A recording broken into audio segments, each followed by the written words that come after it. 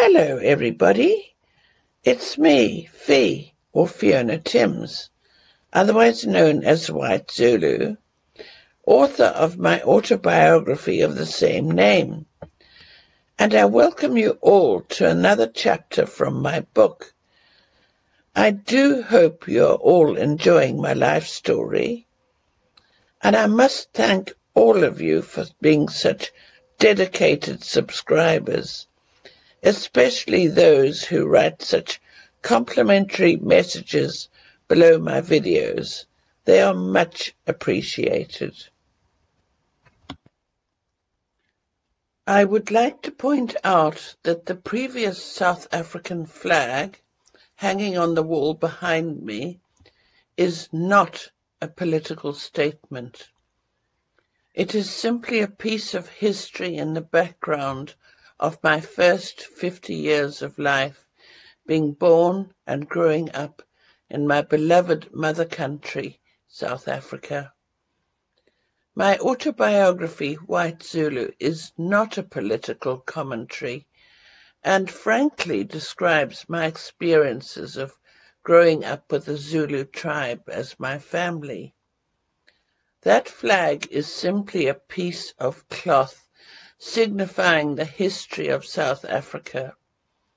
It was originally used by the Union of South Africa from 1928 to 1961, when I was 11 years old, and later the Republic of South Africa until 1994.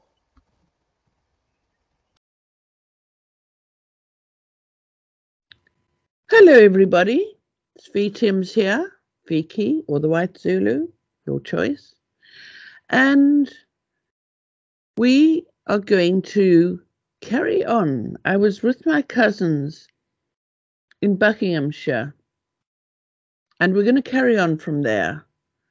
This one's called Carnaby Street and Aldeburgh. I spent probably 2 or 3 weeks with the Fridays at Radcliffe before going back to London, this time with my cousins, Matthew, Helen, Blair and Liz, to spend some time with the Barnbys.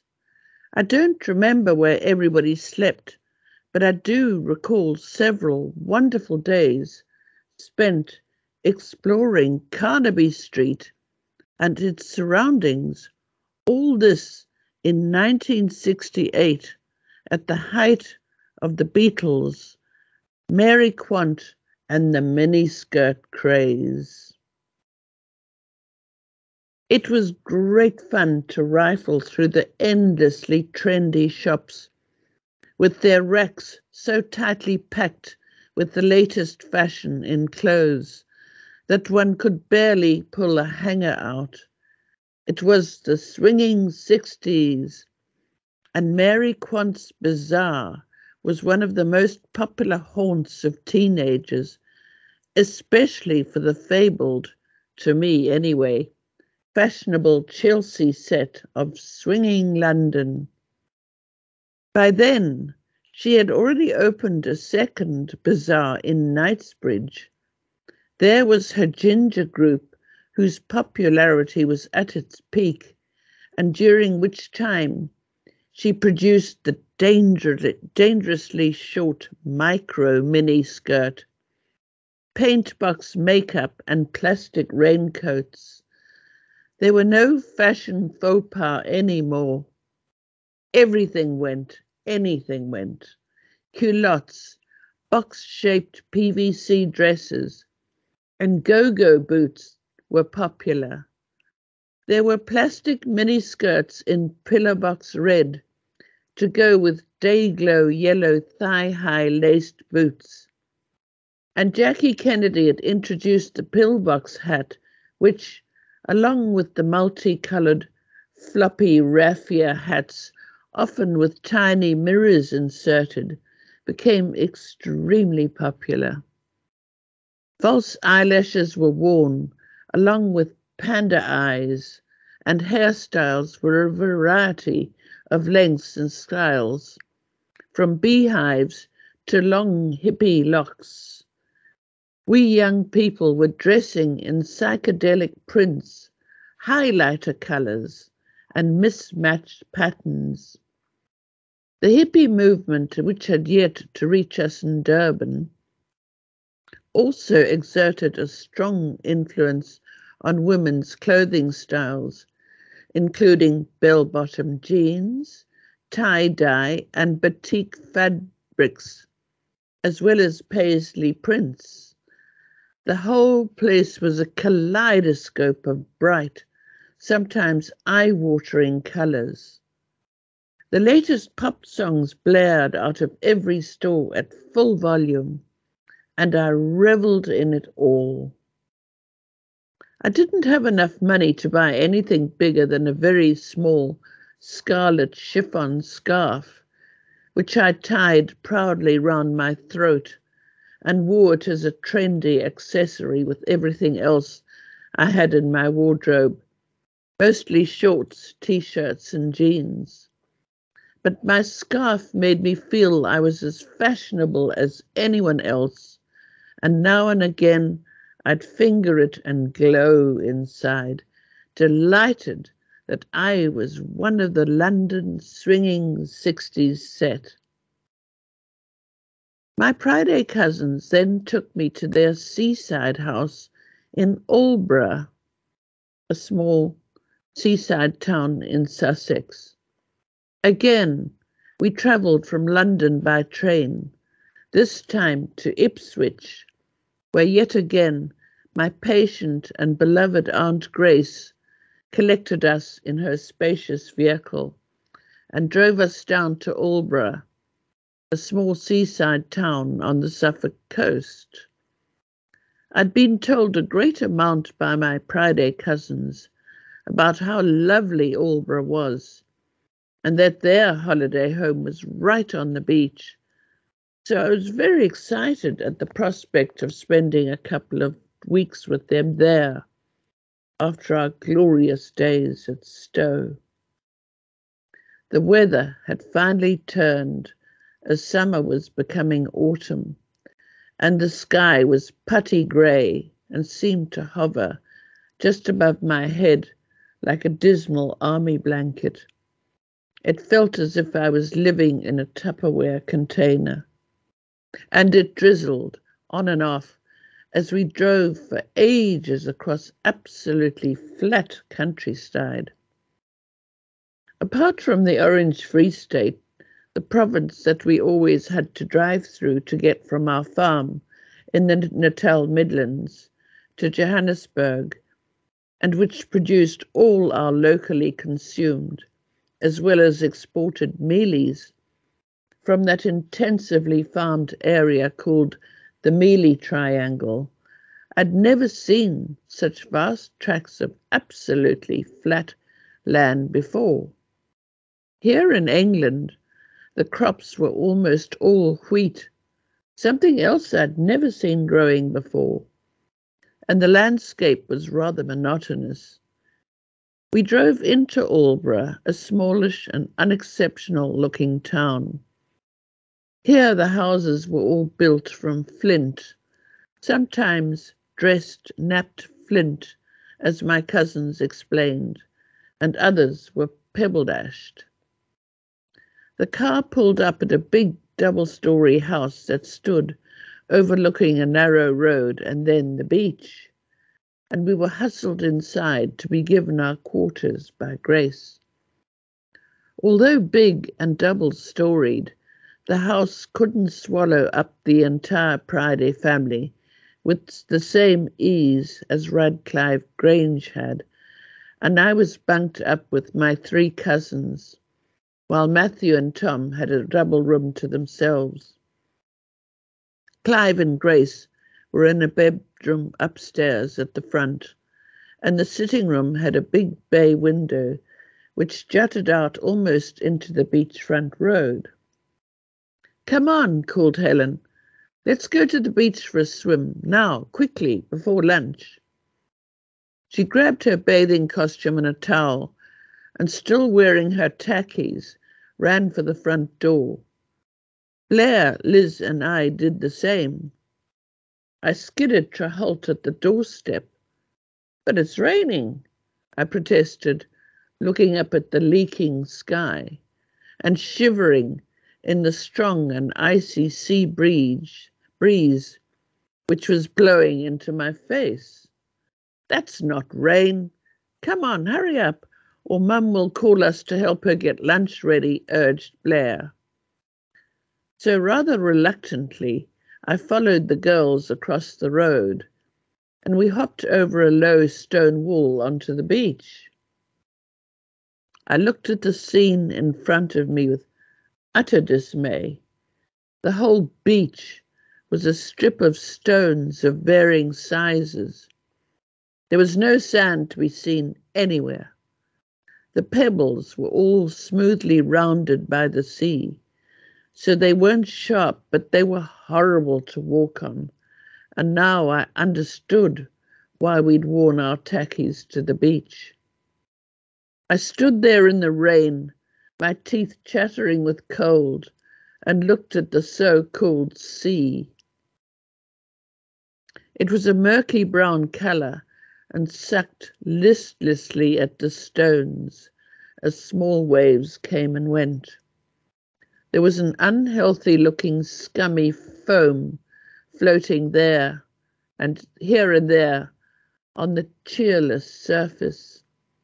It didn't look at all inviting. Where was the white sand I'd expected? The blue sea? To make matters even more confusing to me, my cousins, Matthew had joined us by now, all began undressing while standing unsteadily on these pebbles, using a towel, now already damp from the rain, to try and wrap themselves in, while the increasingly strong and knife-like wind flapped at it, trying to snatch it away altogether, to leave the person standing there naked and exposed to the gaze of others. To my amazement, there were other people on the beach, and even some in the sea. What sea is this? I asked Helen. The North Sea, she said, as she struggled with an escaping piece of underwear in one hand, her bathing costume still clutched in the other. The North Sea conjured up images of icebergs and fjords to me. Far away, out in the misty distance, I could see gigantic oil platforms, a group of them built there to extract the North Sea gas, which England and Scotland needed so badly, to supplement the vast quantities of electricity that country consumed by the minute. Are you serious? I asked. Are we actually going to swim in the North Sea? I really had begun to think this was some kind of English trick to be played on an unsuspecting young South African. But it was no trick. This was swimming at the seaside in England. Resignedly, I followed suit and tried my utmost to wriggle out of my jeans, still with my tackies on, as I'd found after having taken them off, that the pebbles were too uncomfortable and impossible to walk on barefoot. It was the most frustrating and exhausting procedure to undress under an inadequate towel and then pull on my bikini without the former flying away in the wind and me falling right over while buck naked. I looked back at the house, which was close enough to throw a pebble at, and almost loomed over us just behind the narrow little road. Why don't we get changed in our rooms and then nip across to the beach with the towels wrapped around us? I asked. It would be much quicker and easier than this. Oh, we always change on the beach, said Blair airily. We've never done it any other way. And before I could comment, she'd pegged her towel down with 4 rocks so it didn't get blown away altogether, and ran shallow diving into that evil-looking water. I declined to comment any further, but made a note to myself to always change in my room and walk the 20 yards wearing my towel over my costume. That is, if I survived my first dip in the North Sea. It was absolutely freezing, and only knee-deep, still on those wretched pebbles, which crunched and clattered unstably underfoot as I waded into the icy brown water. I didn't dare dive, as my cousins had, because I had no idea how deep it was. The water was so cloudy with sediment, of what God only knew, that even in knee-deep water, I could no longer see my feet. It was horrible. And after splashing miserably for a bit in the shallows, I staggered out unsteadily, blue with cold, and tried to sit on the beach, wrapped in my now sodden towel, in the rain, to wait for the others, who all looked as if they were enjoying every minute of their swim, splashing each other merrily, screaming and racing one another at a fast crawl, dipping their faces into that water, something I vowed I'd never do. I also strongly suspected that, unless the sun came out and it got really, really hot, it was most unlikely that I'd be going into the North Sea again. I had to stand up again very quickly, as sitting on those stones wasn't an option. It was just too uncomfortable. When my cousins had finally had enough, they came out to join me, and to my utter amazement, began to peel off their soaking wet costumes, dry themselves with towels, now as clammy as seaweed, while bare, and then pull their clothes back on, now over still damp bodies, something which is well-nigh impossible. Again, I looked at the house just behind us. What was it with the English? I wondered to myself, not for the first time. Why did they persist in making life so difficult for themselves? The first time I'd pondered this puzzle was when, on our drive down from Ipswich that morning, I'd seen, on more than one occasion, people parked in laybys off the main road, picnicking out in the drizzle, apparently happily seated on tartan rugs among the nettles, with thermoses of tea, grease-proof paper-wrapped sandwiches, and other little delicacies such as hard-boiled eggs. I'd even seen one couple with a primus stove balanced precariously on the uneven surface of a camping table, boiling a kettle on top of it, oblivious to the rain and wind. I'd read enough Enid Blyton books in my life to understand that the English loved to picnic, but this was taking things way too far, in my opinion.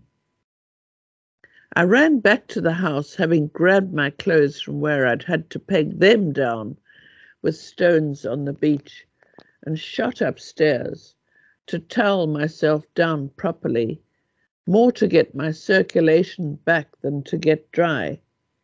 And, sitting comfortably on my bed, I took my time to pull on my underclothes and then my jeans and top. I stood up, distinctly warmer now.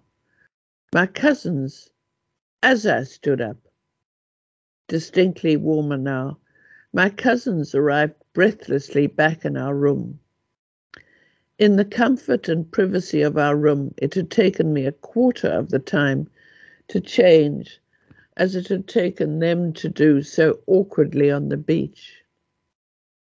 Grace called us down to lunch, and we all sat around the huge table in their kitchen, eating hot canned cream of mushroom soup, which I love, and which also helped to warm me up even more successfully, as I was still frozen to the marrow from the swim. We tore big hunks of bread off an oval-shaped loaf, spread it generously with gorgeously yellow local farm butter, and ate hungrily. This was more like it, I thought. That is all for the time being, and there's more to come next week. I would like to thank John Moslane for putting aside his Friday afternoons to help me produce these videos. Without him, I could not do this. I would also like to thank Sean van Vuren for his sterling work in uploading my videos to my YouTube channel, adding the photos, as well as managing my channel so professionally. If you would like to know more about my other works, I have written 5 books in all, and each one is autobiographical.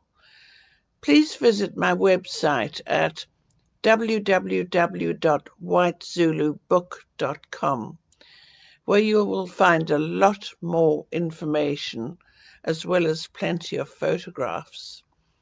Thank you so much for listening. I hope you enjoyed my life story, and there is plenty more to come.